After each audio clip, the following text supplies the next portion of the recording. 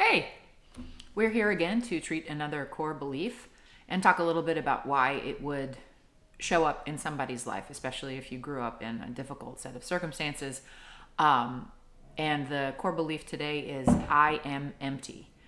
This is a really common way to feel if the time you spent in your childhood was holding up a mirror to other people, your parents, taking care of siblings or something like that. What it means is there wasn't an opportunity for you to grow and develop your own identity. So um, you know who you are based on how you take care of other people.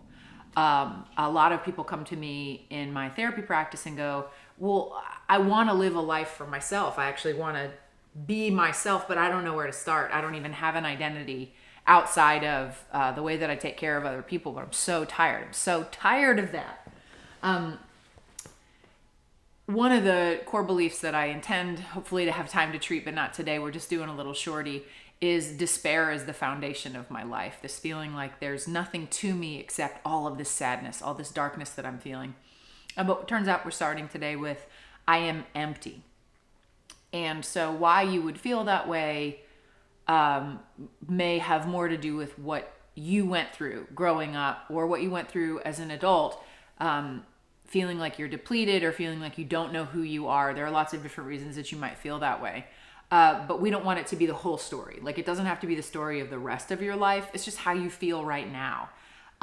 And even feel isn't necessarily true. Feelings come and go. But thinking, I don't know myself, I don't have an identity, I don't know where I would start if I was going to get to know myself, means that we're not making any room for the possibility that that could change at a later date. Again, that's why a core belief can run your life and you're not even aware of the fact that it is inaccurate or is shading, is the shadow that's on your future too. So thinking about where, when you hear the phrase I am empty, you might feel that in your body. I'm getting a real sensation in my forehead today when I hear that. Someone else might experience like emptiness in their body or a sensation of hollowness. A lot of my clients who I work with that have attachment trauma describe to me this sensation of like a hollow column of emptiness between about their solar plexus and their neck. Essentially the sensation of absence, like what you didn't get if someone wasn't validating you or filling up your emotional tank and you were doing that for them instead. So I'm going to put my hand at my forehead. Again, you can pick a number from 0 to 10. 10 would be this feels like a fact, or this one feels really painful for me, it's really charged. 0 would be it doesn't feel strong at all. And we're going to do rounds of diminishing the strength of this core belief until it feels like it's a 0. So we're going to do one round together, and then if you want to stop the video and do it again until it feels like that doesn't feel true or it doesn't feel universally true. So wherever you're going to put your stationary hand, if you can't figure that out, you can always just start at your heart center, at your center chest, and we're going to do one round together. Starting at your crown of your head, I am empty. Now moving your hand to your forehead and saying it again. I am empty. To your chin. I am empty. To your throat. I am empty. To your center chest. I am empty. See what you notice here. Is there a sensation, emotions, any thoughts or memories that are coming up for you? To your left chest. I am empty. To your right chest, I am empty. To your solar plexus, I am empty. To your belly button, I am empty. To your pelvis, in the center where your hip bones would meet, I am empty.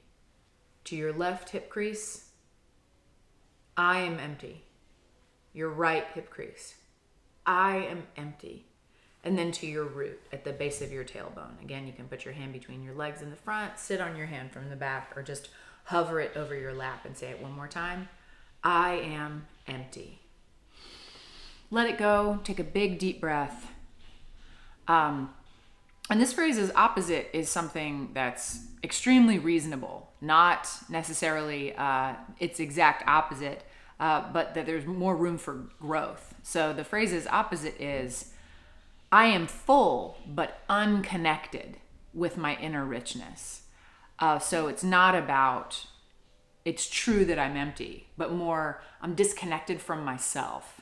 And all that means is that you need to learn about how to reconnect with yourself. And there's a lot in this world, or in the world of like healing trauma, about how to reconnect with yourself. But starting by saying, I don't know who I am. I don't have an identity. I don't know where I would even start. And something simple is to start with how to reconnect with yourself. And that could be just as basic as, what do I want for breakfast tomorrow? That there's a part of you that knows what you like, knows what's good for you. So we're going to keep treating core beliefs. Remember, if you want to install the phrases opposite, I am full but disconnected from my inner richness, you go from the bottom up. You skip your hip creases, so you go from your root, I am full but disconnected from my inner richness, to your pelvis, I'm full but disconnected from my inner richness. Your belly button, I'm full but disconnected from my inner richness. Then your solar plexus, I am full but disconnected from my inner richness. Center chest, I am full but disconnected from my inner richness. Left chest, I am full but disconnected from my inner richness. Right chest, I'm full but disconnected from my inner richness. Your throat, I'm full but disconnected from my inner richness. Your chin, I'm full but disconnected from my inner richness. Your forehead, I'm full but disconnected from my inner richness. And to your crown, I am full but disconnected from my inner richness. Again, if you need to do another round, you can stop the video and replay it. And I'll be back soon with more dysfunctional core beliefs and how to release them, and then making a little space for something that's more authentic to you. Have a great day.